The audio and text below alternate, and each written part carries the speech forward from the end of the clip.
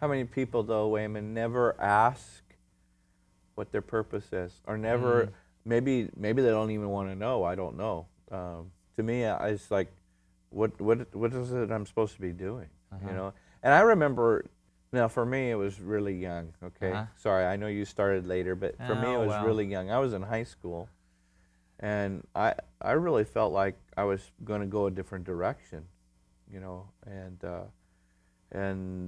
then I kind of had one of those moments, one of those experiences where something just really clicked inside of my heart, and I heard the Lord very clearly in my spirit say, you know, you're going to be pastoring and leading, and I was already doing some of that, you know, in the youth group level and different things, but that wasn't my heart's desire. I grew up in a pastor's home. I knew all the good things, but I knew all the bad things too, and all the struggles, and it's not where I wanted to go. But when you start asking, you know, God, what is it you want me to do? Here's what I'm thinking I want to do. Is that what you want me to do? That's a whole different ball game, especially if he says, no, I'd like for you to go do this, you know, and it's like, whoa, now I got to change all my plans, and of course, when you're obedient, it all works perfectly. But when you're disobedient, or you don't care, or you don't ask, I think you flounder in life. I know people who worked at a job for over 35 years and never had one sense of accomplishment in their life. Wow. 35 years, to them, wasted. Wow. Oh, they got their pension, but they weren't fulfilled in their life at all. They were miserable most of those 35 years. I really believe as you start on this path of discovering, God gives you little signposts, road signs along the way if we're willing to look for them and acknowledge them. Or you could be like the person that says, well, that sign says it's a dead-end street, but I know down there I can get out someplace, and you go down there and then you end up getting stuck. You know, and I think it's a progressive, because I can even think about the next step along. I can remember after several trips on the thing that was inside me about being an evangelist, you know, and you kind of go, well, is that just people telling me that? Or is that God telling it to me? Because it better be a God thing and not a people thing, because you don't want to get caught up into that. Because that can be a really bad place to go. Sure. And so you're thinking, and you have these thoughts, and you think, well, is that just me thinking big thoughts? Is that just me, you know, visions of grandeur or whatever it is? You know what I mean?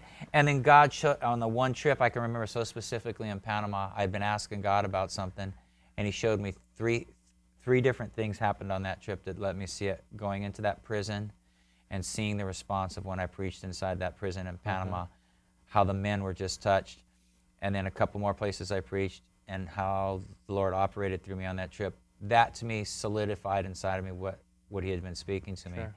And I think maybe, like you said, some people don't want to know that, so they aren't looking for it, or they start on the journey and then they fail to keep looking for road signs because they figure, okay, I'm on the road, so now I'm set. Just drive.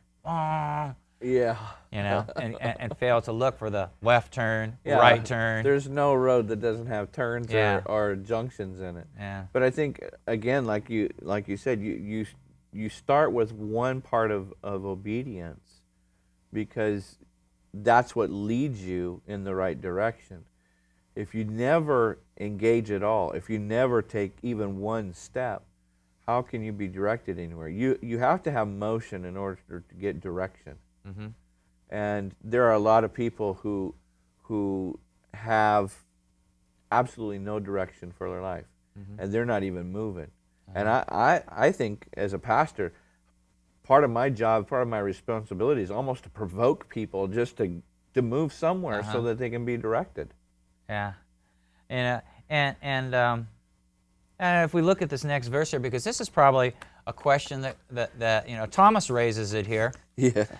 That name always gets a bad It doesn't rep say Weyman Thomas. I know. It just says Thomas. Okay. You know, and basically it's back up and it says, if he's telling, if this weren't so, I would tell you plainly. So he's telling, you know, look, I'm getting this place ready for you, and I am coming back, and I am going to get you, which is a good thing to know. Yeah, he's not just leaving us out there, you know, hanging.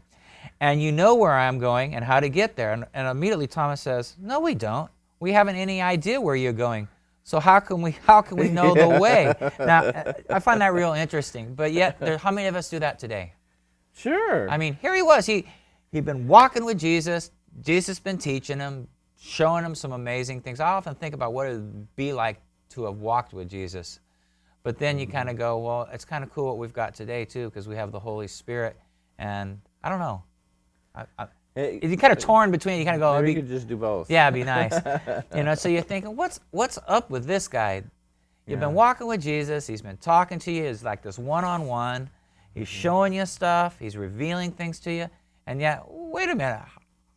I don't know. How are we going? How are we supposed to get there? Yeah, I don't know the way. We don't know where we're going. Okay, let me ask you a question. Do you think Thomas was talking about the natural, or was he talking about the spiritual things?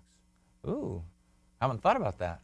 Because he's talking about, he's saying, verse 4, and whither I go, you know where I'm going, and the way you know the way, here's where I'm going. And do you think maybe he didn't catch? Okay, where are we going? We're going to Jerusalem. We're going to Bethany. Where are we going? And so I think because they were going all over the place, in ministry, maybe he was just confused. Very possibly. He goes, wait a minute, I'm not the one in charge of the itinerary here. Yeah, I didn't have the schedule. Yeah. No, I don't. Where are we going, man? No, you want to be over here one day, the next day you want to be over there. Yeah, very possibly. And also, do you think, how it is sometimes in conversations, and there's multiple conversations going on, because here's all these disciples, and they're walking along, and there's probably just all kinds of different conversations going on. And maybe he was over here talking, and he caught the last end of what Jesus was saying to maybe not, all the disciples were listening.